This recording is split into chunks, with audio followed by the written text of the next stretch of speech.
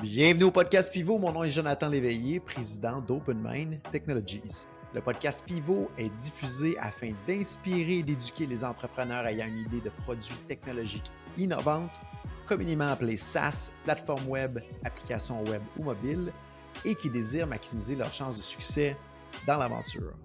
Partageons trucs, astuces, histoires à succès ainsi que des apprentissages d'échecs d'entrepreneurs de renom.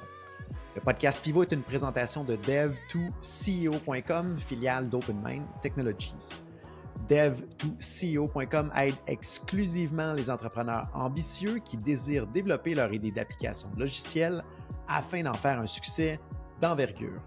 Avant de débuter, je vous invite à vous abonner et à activer les notifications sur votre plateforme de balado préférée afin d'être avisé des nouveaux épisodes. Sur ce, bon podcast!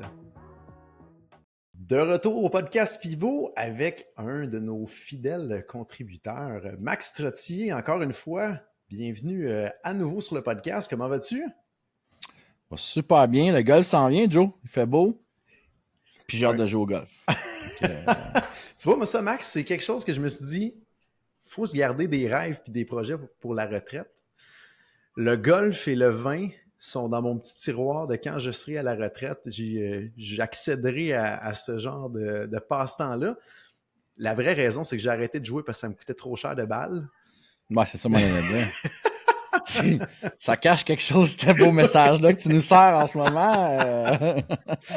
Je suis un peu trop compétitif. Quand je suis pas bon sur quelque chose, je le ferai quand je serai meilleur ou que j'ai plus de temps de m'y concentrer. Je suis sûr que je vais aimer ça un jour, mais pour l'instant, je déteste le golf. C'est drôle que tu n'aies pas eu le même mindset avec la voile, par contre, parce que ça aussi, c'est une affaire qui prend beaucoup de temps et qui... un hobby qui se prête peut-être mieux à la retraite que dans ta vie active. Mais bon, je dis ça, je dis rien, je connais pas assez.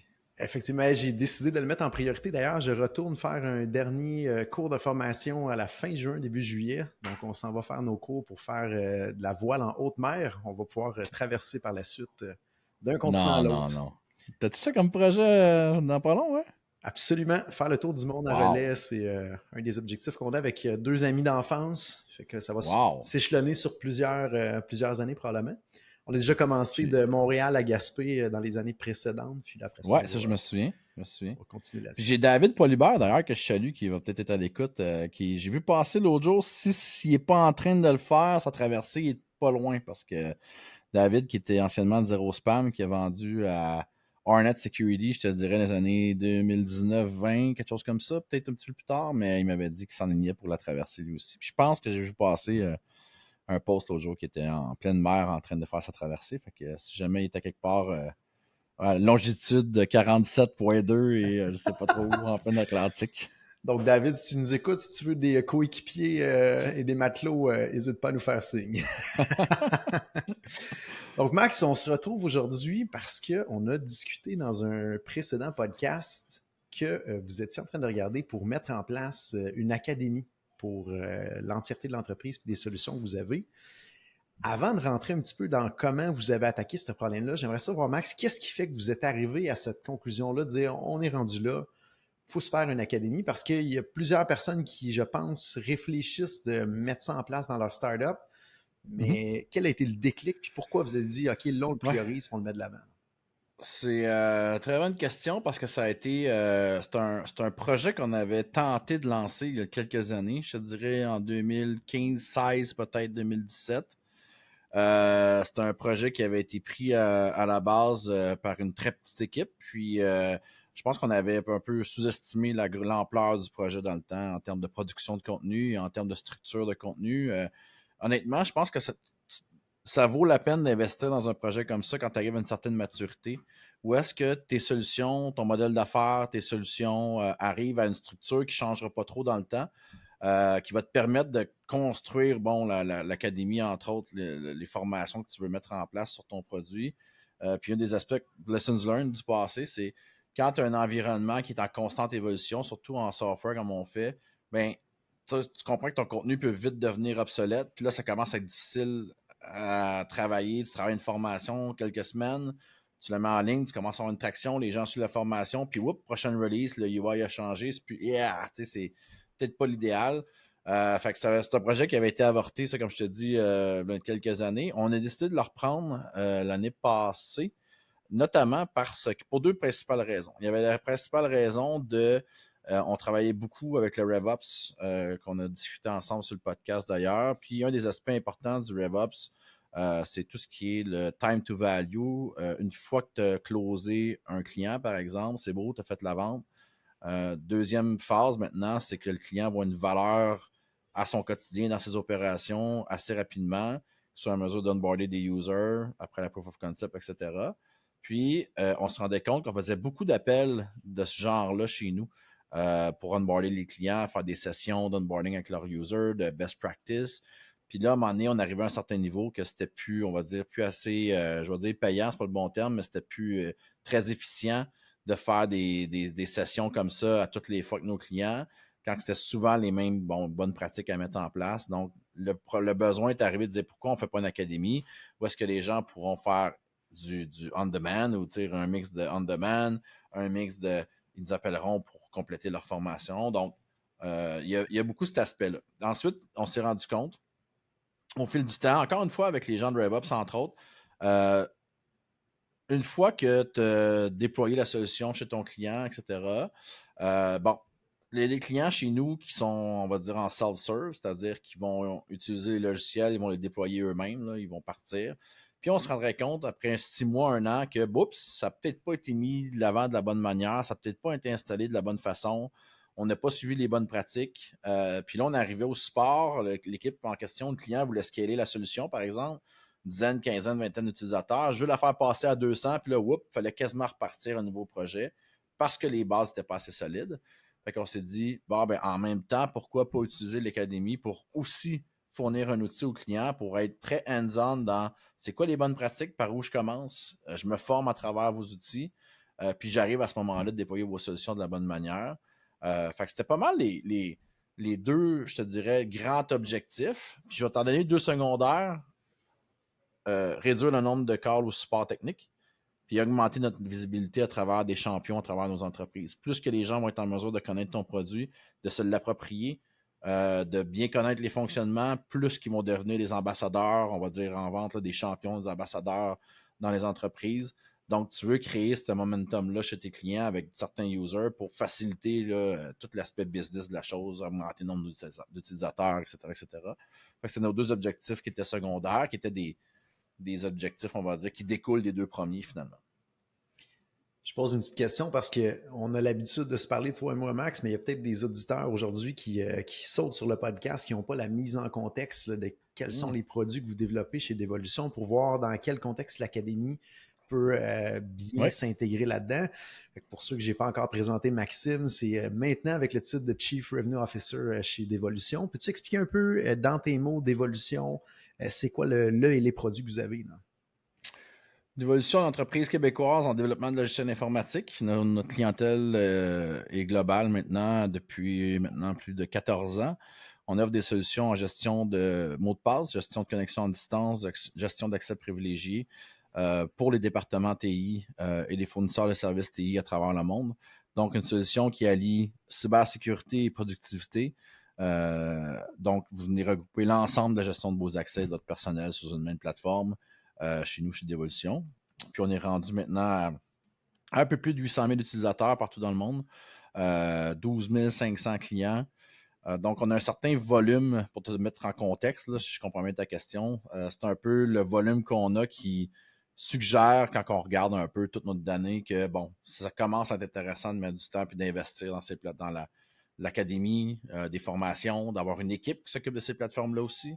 Dans le but d'optimiser ton process à travers tout le customer journey qu'on appelle. Là. Puis, même chose, c'est un bon point que tu apportes, Joe, effectivement. Là, on parle comme si nous, on se connaît depuis une dizaine d'années et plus, mais c'est tous des podcasts qu'on a fait ensemble ça, dans les derniers mois. En fait, là, on parlait de Customer Journey RevOps. Là, donc, si ça vous intéresse d'en savoir plus, il y a des podcasts qu'on a fait avec Joe là-dessus. Mais c'est pour donner un peu l'ordre de grandeur pour nous. Puis, je fais souvent ça parce que je pense pas que j'ai la science infuse non plus, là, mais dans notre cas à nous, c'est là, en termes de maturité que je parlais tantôt, là, on a ressenti le besoin qu'on avait le besoin d'affaires, les capacités pour le rendre à terme, autant capacité financière que capacité de ressources humaines. Au niveau d'outils, tantôt, on parlait de structure, de maturité d'outils, de solutions. on arrive à un stade chez Dévolution qu'on est très robuste dans notre plateforme, dans notre interaction entre nos différents produits aussi.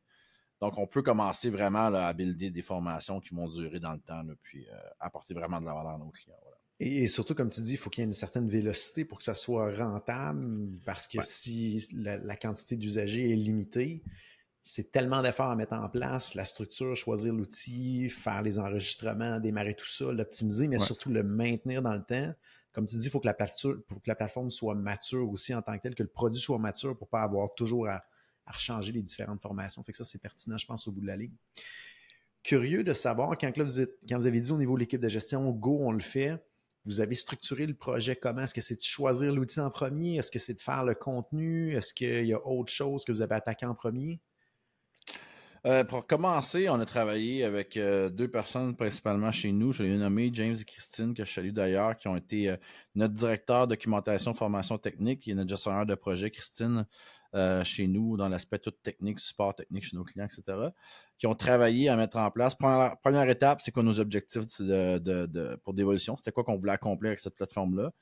Ça peut paraître assez straightforward, là, parce qu'on l'a fait l'expérience, là, mais ça peut être des questions allant de est-ce qu'on veut charger pour la plateforme? Est-ce que c'est une plateforme qui est accessible à tous? Est-ce que c'est une plateforme qui va être... est-ce que je vais avoir des webinaires en ligne live plus que du sur-demande, par exemple? Donc, c'est des questions qui viennent, je vous dirais, crafter un peu. Ça va être quoi l'outil que tu vas aller chercher? J'en parlais tantôt avant de commencer, mais il y a beaucoup, dans l'époque où on vit, il y a beaucoup de plateformes qui ont émergé depuis 2-3 ans pour une foule de scénarios de formateurs là, qui vous offrent des formations en ligne sur X sujets, qui étaient faites vraiment pour des individus, non pas pour une entreprise. Donc, il a fallu aussi faire le tri de tout ça, parce qu'il y en a beaucoup de plateformes. Puis on a fait le tri à savoir, bon, qu'est-ce qu'on voulait dans la plateforme? On voulait du SSO, par exemple, pour se connecter pour nos clients. C'est pas toutes les plateformes qui l'offraient non plus. Est-ce que on voulait une intégration avec notre CRM, par exemple? Est-ce qu'on voulait être en mesure de supporter un paquet de formats, autant vidéo que de texte, etc. Donc, on a mis en place un peu les bases de nos objectifs. On est allé mettre ensuite sur une grille l'ensemble des fonctionnalités qu'on voulait avoir avec un poids pour chacun d'eux. Un poids d'une valeur au niveau du projet. Là. C'est assez classique comme façon de travailler finalement. Puis on était arrivé avec 4 ou 5 plateformes finalement ça a été là le départ de nos travaux comme tels. Là. On a appelé ces compagnies-là, on a fait des proof of concept avec certaines d'entre elles, etc. Je peux te les nommer. Là. On est arrivé à la fin, il y avait trois on va dire trois entreprises, Thought Industries, Docebo et Intellum, qui sont trois plateformes qui sont quand même assez, je te dirais, qui offrent des capacités à la hauteur de ce qu'on voulait faire. C'est des plateformes que Intellum, c'est utilisé chez Meta, chez Google, chez Atlassian, par exemple. Donc, c'est des plateformes qui sont... tu es en mesure c'est très versatile. Là. Tu peux faire à peu près ce que tu veux dedans en termes de branding, mais aussi en termes de formation. Fait qu'on est arrivé après ces travaux-là. On choisit nos plateformes, puis là, on part en proof of concept. Est-ce que ces plateformes-là s'intègrent avec tout l'écosystème de Salesforce ou c'est complètement séparé?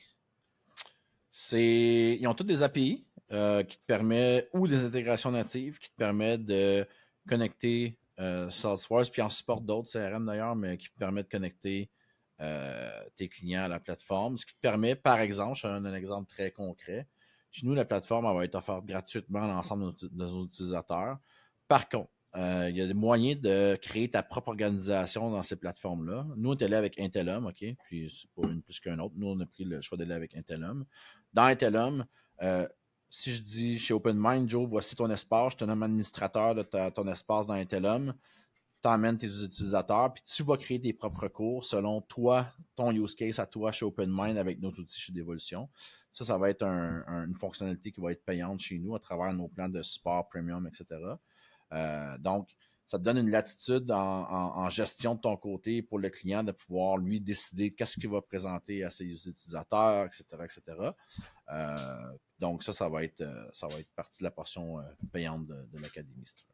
Donc, étape numéro 1, c'est de définir les objectifs avec l'académie, la saveur, la direction, quelle formule qu'on va adopter parce qu'il en existe plusieurs. Ensuite, Ouais. aller écrire c'est quoi nos requis pour les plateformes à utiliser ou à Mhm. sélectionner. On sélectionne notre plateforme. Mhm. Par la suite, j'imagine, on fait un plan de contenu, puis là, on commence Ouais. à sortir le bout un peu plus crunchy. Là.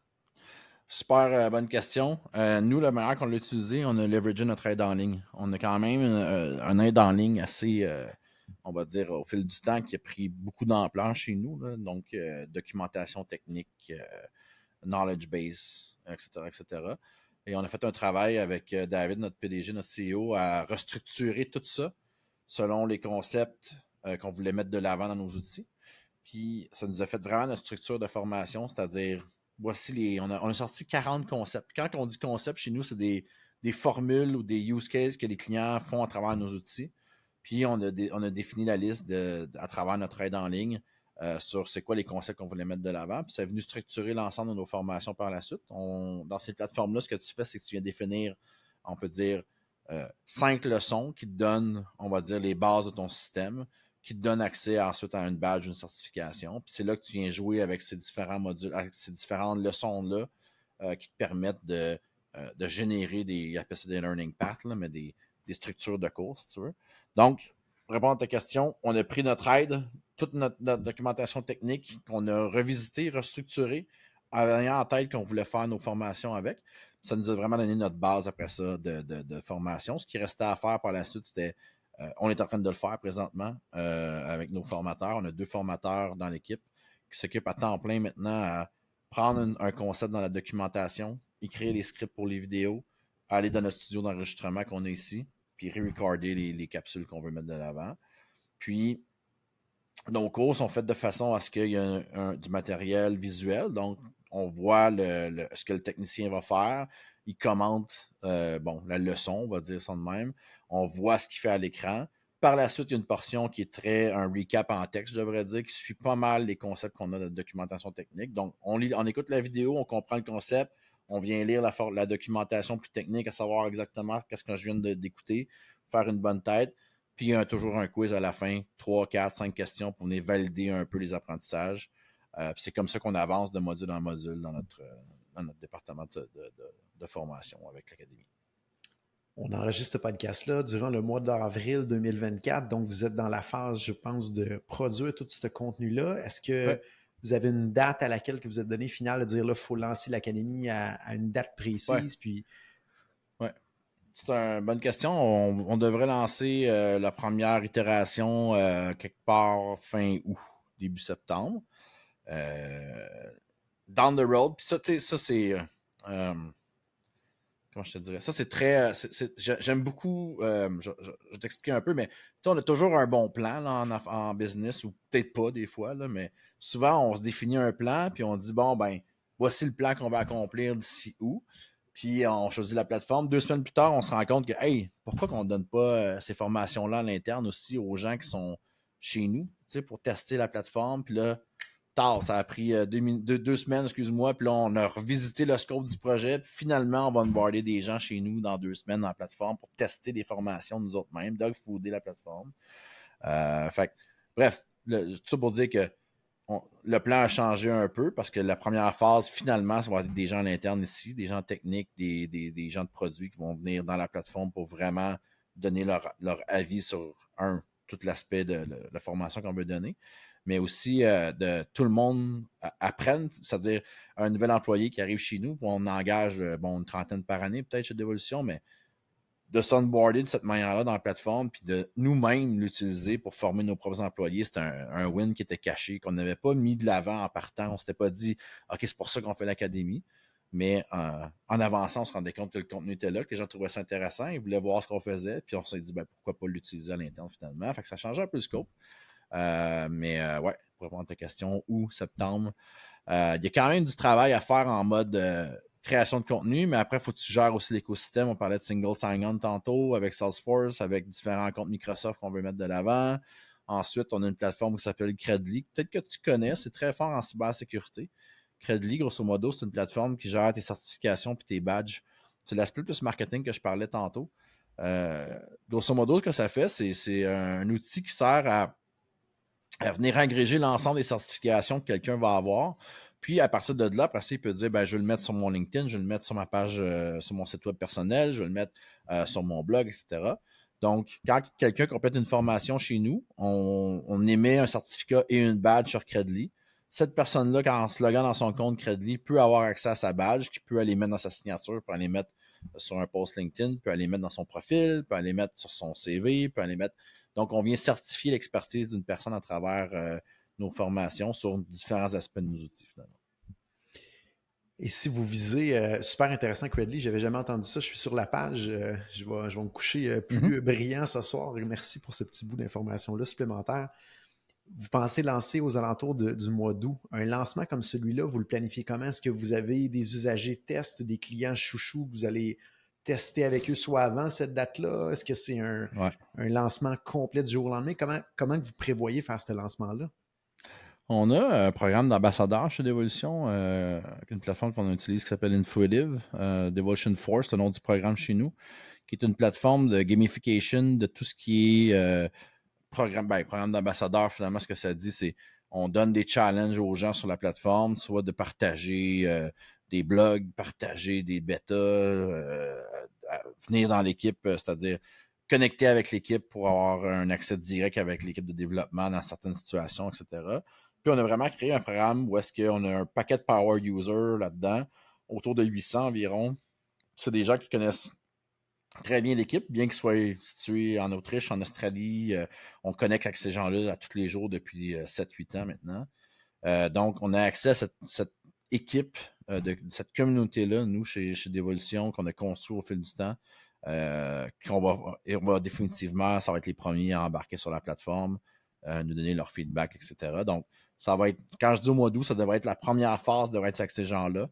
Quelques semaines plus tard, on aura un lancement officiel avec le marketing, avec tous les gens impliqués, pour vraiment qu'on aura testé la plateforme, puis qu'on pourra s'assurer du fonctionnement, puis aussi l'afflux de dizaines, centaines, milliers d'utilisateurs potentiels. Là.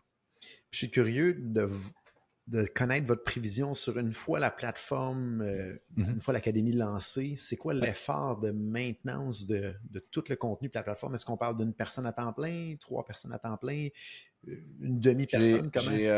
Je vais avoir 2 formateurs à temps plein qui vont toujours être en train de produire du nouveau contenu, venir mettre à jour peut-être du contenu, mais il faut que ça soit vivant. Il faut que ça soit aussi... le challenge de ces plateformes-là, c'est pas tant que les gens viennent une fois dedans. Le challenge, c'est pas tant ça. Oui, il y a un challenge relié à faire connaître ta plateforme. Mais tu sais, il y a plein de moyens que tu peux le faire. Là. Tu peux, chez tes clients existants, chez ton nouveau client, tu peux pratiquement même dire aux gens, tu sais, à la limite, tu pourrais dire, ben, tant que vous n'avez pas vos certifications, on peut pas vous aider techniquement. Tu sais. C'est pas ça qu'on fait, mais ce que je veux dire, c'est qu'il y a un paquet d'avenues pour prendre les gens et les amener dans ta plateforme. Le vrai challenge pour moi, c'est de les faire revenir mois après mois, après mois, après mois. Parce que ça serait facile de je vais chercher ma certification, j'ai fini, je prends ma badge et voilà, c'est parti. Je laisse ça là, je ne retourne pas pendant 2 ans. Nous, de notre côté, pendant 2 ans, le logiciel a changé encore. Une compagnie de logiciel, là, si ça fait 2 ans qu'il n'y a pas de nouveauté, c'est plate, là, mais c'est peut-être que le statu quo a pris possession de ta business. Il faut que ça bouge, il faut que ça change, il faut que ça évolue. Donc, nous, on a une équipe avec les 2 formateurs qui vont travailler à mettre ce contenu-là à jour ou créer du nouveau contenu d'une façon continuelle. Ces formateurs-là vont aussi offrir des sessions sous forme de webinaire en présentiel, je dis présentiel, mais sous forme de webinaire en direct, où les gens vont pouvoir interagir avec eux, poser des questions plus spécifiques. Et on va aussi offrir des plans de formation pour les clients spécifiques. Un client comme OpenMind, disons, hey, on est sur l'académie depuis 3 mois, c'est super intéressant le contenu. On a fait nos certifications. Par contre, on aimerait aller prendre un 4 heures peut-être avec votre équipe en 2 sessions, là, puis vraiment asseoir nos gens techniques chez nous pour vraiment aller deep dive certains sujets. Ça va être offert aussi à travers la plateforme. Donc, voilà, ça va être pas mal ça le plan. Donc, la manière dont vous l'avez attaqué, c'est pas juste un projet que vous bâtissez, vous mettez ça en ligne, puis ça reste stagnant. C'est vraiment, après ça, un projet qui doit rester vivant, qui doit prendre de l'ampleur, qui doit rester actif, puis même s'améliorer à travers le temps. Là. Exact. Je pense que tu as mis le doigt dessus. Puis c'est la façon de faire que moi, je connais, qui permet aux gens de sentir qu'il se passe quelque chose. Parce que si je reviens, on comprend que si semaine après semaine, sur 1 mois, 2 mois, il n'y a jamais de nouveau contenu qui sort, bien évidemment qu'à un moment donné, je vais sortir la plateforme de mes favoris puis je ne retournerai plus. T'sais. Si je vois que c'est actif. Puis ça, c'est un bon sujet d'ailleurs sur les releases. On avait cette discussion-là, c'est Release Note.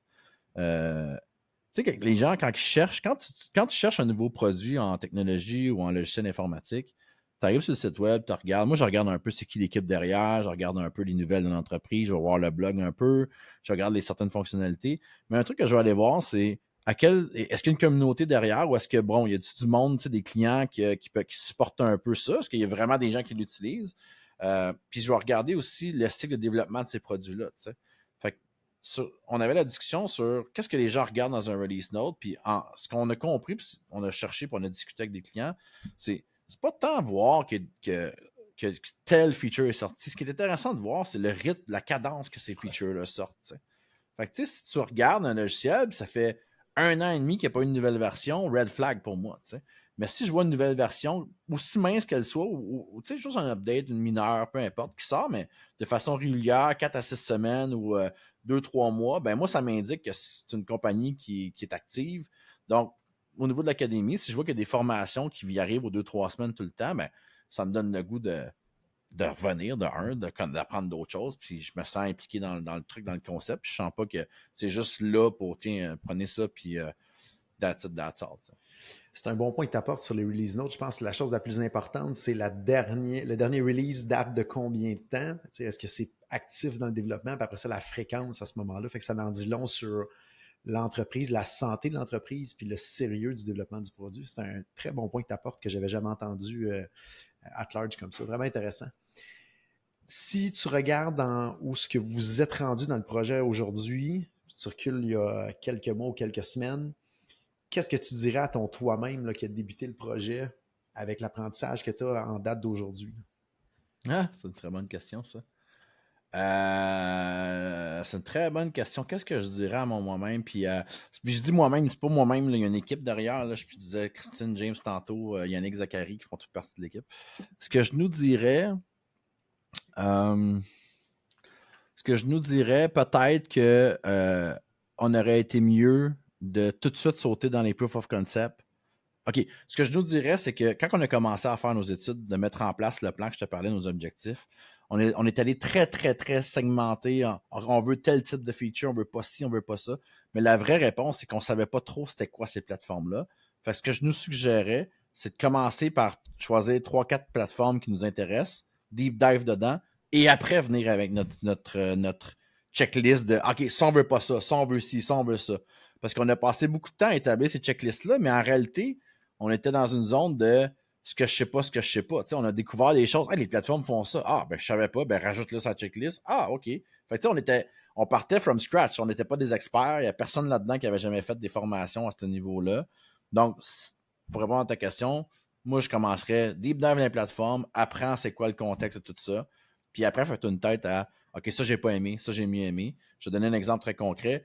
Nous, on a tradé de la customization en français, là, bon, le nom m'échappe sur la plateforme, qu'est-ce qui me permettait de faire en termes de brand là, sur la plateforme. On a tradé ça, on a dit, ben, on va prendre une plateforme qui nous permet de moins customiser l'environnement au profit d'une utilisation beaucoup plus simple en termes de gestion de création de formation. Fait que ce que je veux dire, c'est il y avait une plateforme qui nous permettait de faire à peu près ce qu'on voulait dedans.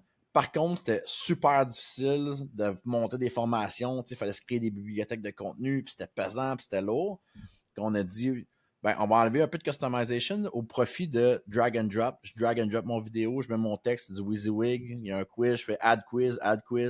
Fait qu'on, puis ça, nous, quand on a commencé, la customization était cotée très, très haute chez nous parce qu'on voulait avoir de quoi qui ressemblait à notre brand pour que finalement, en bout de ligne, oui, c'est important, mais l'utilisation par les formateurs d'uploader des formations de façon simple et efficace a pris le dessus grandement. Puis ça, on l'a appris en travaillant dans ces plateformes-là. Et l'écosystème des plateformes à date, est-ce que tu dirais qu'elle est mature? Parce que vous avez un wishlist au départ de ce que vous vouliez quand tu as commencé à le comparer avec ce qu'il y avait. Mm-hmm. Tu t'étudies, mon Dieu, on a des requis qu'à date, le marché ne remplit pas ou c'est quand même assez mature aujourd'hui? Non, c'est assez mature. C'est assez mature, puis je te dirais que tu sais, ils font sensiblement tous pas mal la même affaire. Tu sais. Dans le fond, une plateforme qui te permet d'agréger du contenu que tu peux organiser sous forme de formation qui te permettent de te donner des certifications à la fin de la journée. Après ça, est-ce que tu peux rater la formation sur 5 étoiles? Oui, OK. Est-ce que tu peux laisser un commentaire de Ah, cette formation m'a pas tant aidé? Oui, il y a ceux qui vont l'offrir, l'autre ne l'offrira pas. C'est des petites affaires comme ça. Mais grosso modo, c'est un marché qui est très mature là, en termes de plateforme. Pour ceux que nous, on a définis comme étant ceux qui répondent à nos besoins, j'ai pas regardé les petits, il y a plein, j'ai vu plein de petits joueurs là-dedans, plein de petits SaaS qui offraient d'abord avant tout une plateforme qu'on parlait tantôt aux individus qui voulaient créer une business de formation dans leur domaine finalement, qui n'était pas notre cas. Donc, j'invite les gens peut-être à regarder ça de leur côté si c'est ce que vous voulez faire. Là. Parce que clairement, une plateforme comme on a choisi, nous, notre côté, qui est très B2B, qui est orienté pour du gros volume, beaucoup de monde qui viennent dedans, bon, c'est peut-être pas la bonne plateforme là, si je veux donner une formation en golf, tiens, par exemple. Ce que je ferais jamais parce que je suis pas assez bon. Je pourrais l'écouter par contre, Max. Ouais, on aurait du fun. On aurait du fun. J'en aurais besoin. Pas sûr que tu n'aurais pour ton 3000$. C'est bon. Merci, Max, de venir partager avec ça en toute transparence et humilité. Est-ce qu'il y avait quelque chose que tu voulais rajouter sur le sujet aujourd'hui avant qu'on termine l'épisode? Non, c'est encore une fois la même chose que d'habitude. Si les gens ont d'autres questions, venez m'écrire sur LinkedIn. Comme à toutes les fois d'ailleurs, hein, je lance l'invitation, là, mais j'ai toujours un bon feedback des gens qui viennent me parler, poser des questions. Donc, gênez-vous pas sur LinkedIn, Maxime Trottier, je suis là. Puis sinon, le plus important, je pense, là-dedans, c'est de créer de la valeur pour vos clients. C'est très cliché, là, mais il faut vraiment se poser la question parce qu'on n'est plus dans le. Tu sais, bien pratico-pratique, mais on parlait la semaine passée, tu sais, qu'est-ce qu'on veut comme intro à notre vidéo? Mais tu sais, même un intro de maintenant, on voyait ça dans le temps là, sur YouTube en 2013, une belle introduction, une belle musique, une belle. Tu sais, puis là, je dis à l'équipe, je veux pas de ça, tu sais, arrêtez, c'est terrible, là, tu sais, le nombre de. Quand ça fait 3, 4, 5 secondes que tu vois l'intro, tu es comme, hey là, c'est assez, là, je veux skipper le truc. C'est assez pour moi de skipper, la vidéo complète ou juste les 2-3 premières minutes, je manque du contenu, bref. Pensez vraiment à comment vous allez présenter le contenu en termes de valeur parce que c'est pas vrai que de faire de quoi de beau, de très liché, c'est nécessaire. Moi, je pense que le contenu doit être le driver, aller straight to the point, offrir ça d'une manière professionnelle, correcte, mais sans trop de flafla. Là. Je pense qu'on est dans un monde où on a vu là, au niveau marketing, puis on a déjà parlé dans un autre podcast, là, mais on est rendu ailleurs en termes de façon de présenter, puis on veut avoir l'information au bon temps, au bon moment, puis voilà. Chaque seconde est importante, qu'elle soit valorisée avec la valeur ajoutée. Max, avant qu'on termine aujourd'hui, deux petites choses. Un, pour ceux qui ont apprécié la discussion avec Maxime, on est rendu au 8e épisode ensemble, Max. Je lance quelques numéros d'épisodes qui pourraient vous intéresser. J'ai eu des très bons mots, entre autres, sur l'épisode 16 de 15 cas concrets d'utilisation de ChatGPT pour votre marketing. On a parlé du RevOps, Bowtie Funnel, l'épisode 35, 39. Si vous voulez voir la fulgurante ascension de Dévolution puis de la gang de Max et David, épisode 18, de 8000 à 800 000 utilisateurs en 10 ans. On a également eu vraiment une belle discussion sur les 20 outils marketing et opérationnels que Dévolution utilise. Donc, en toute transparence, l'épisode 56, on a parlé des KPI également que Dévolution utilise, épisodes 59 et 60. Puis, on a parlé également des pertes et des gains pour Google Analytics 4. Fait que tout du bon contenu que vous pouvez appliquer dans vos startups. Max, merci honnêtement encore une fois pour le contenu. Je laisserai peut-être un petit quelques secondes pour que tu nous parles de ITSec qui approche à grands pas, je pense. ITSec, merci. Oui, ITSec est notre conférence, notre 3e édition de notre conférence, le sommet de la sécurité informatique au Québec, pardon. Encore une fois, cette année, Centre de congrès de Saint-Hyacinthe, le 22 et le 23 mai prochain. On a rajouté une journée de formation à la demande des participants le 21 mai. Donc, il y aura une journée de formation qui sera disponible sur nos produits, mais sur aussi des partenaires qui seront avec nous. Je vous invite à aller voir le site web it-sec.ca, itsec.ca. Cette année, on a vraiment beaucoup de contenu. On a une trentaine d'exposants, 500 participants cette année, comparativement à 15-20 exposants l'année dernière, 300 participants. Donc, on arrive à un événement, je dirais, qui est vraiment, vraiment intéressant, sans perdre de son charme. Je me suis dit, l'ADN de l'événement, je vais le garder. C'est un événement, oui, on va rencontrer, networking, on va apprendre plein de nouveaux stocks sur la sécurité informatique au Québec, mais on va avoir du plaisir au centre des congrès. Je nomme rapidement, là, on a des keynotes, des discours d'ouverture de Steve Waterhouse le mercredi matin, et les gens de Microsoft le jeudi matin, le lendemain, qui vient faire notre discours d'ouverture, viennent nous parler d'IA pour la cybersécurité, mais aussi la cybersécurité pour l'IA, en fait, qui est super intéressant, parce que tu as deux créneaux là-dedans. Tu as, oui, Copilot qui peut venir t'aider pour ta cybersécurité, mais comment tu viens sécuriser Copilot dans ton environnement, ça va être leur sujet pendant 1h30 environ, des gens de Microsoft qui viennent nous rencontrer. On a des panels de discussion, on a quelques petites surprises, en tout cas, on va avoir bien du fun, je vous le garantis. Allez voir ça, it-sec.ca, itsec.ca, sommet de la sécurité informatique. Puis tu es invité, Joe, avec ta gang, comme à toutes les années, va te placer là si ça vous tente de venir. Donc, on se déplace de Saint-Hyacinthe au Palais des Congrès. On n'aura pas le droit à une tempête de sable cette année, là. Non, mais non, je sais pas, en fait, peut-être. L'année passée, on a eu une tempête de sable sur la terrasse, c'est vrai. Mais je sais pas, en fait, on arrive pas mal, je te dirais, au bout du centre des congrès de Saint-Hyacinthe, mais je pense qu'on va rester là encore pour une couple d'années. On aime bien la place, puis les gens aiment ça, venez nous rencontrer là-bas, puis fait que venez nous voir, venez faire un tour. On a un paquet de monde intéressant à rencontrer. Fantastique. Merci Max, très apprécié. Et tous ceux qui nous écoutent, on produit ce contenu avec beaucoup d'amour et de la gratuité. La seule chose qu'on vous demande en échange, mettez ce balado sur pause, allez mettre un 5 étoiles sur votre plateforme de balado préférée. Si le contenu que vous écoutez vous a touché positivement et que vous pensez que ça peut être utile pour quelqu'un dans votre entourage, rendez-lui un petit service, envoyez-lui le lien de l'épisode en cours. Ça va l'aider et ça nous aide également aussi à toucher de plus en plus de gens de semaine en semaine. Merci à tous d'être à l'écoute. Merci Max encore de ta généreuse contribution récurrente et je vous dis à la semaine prochaine. Merci encore une fois d'avoir été des nôtres cette semaine. Nous produisons ce contenu gratuitement et avec amour pour vous. Donc, si vous pouvez en échange prendre seulement un petit 10 secondes de votre temps pour mettre sur pause et aller mettre 5 étoiles sur Spotify et Apple Podcasts, ça fait toute la différence pour nous et ça nous encourage à continuer.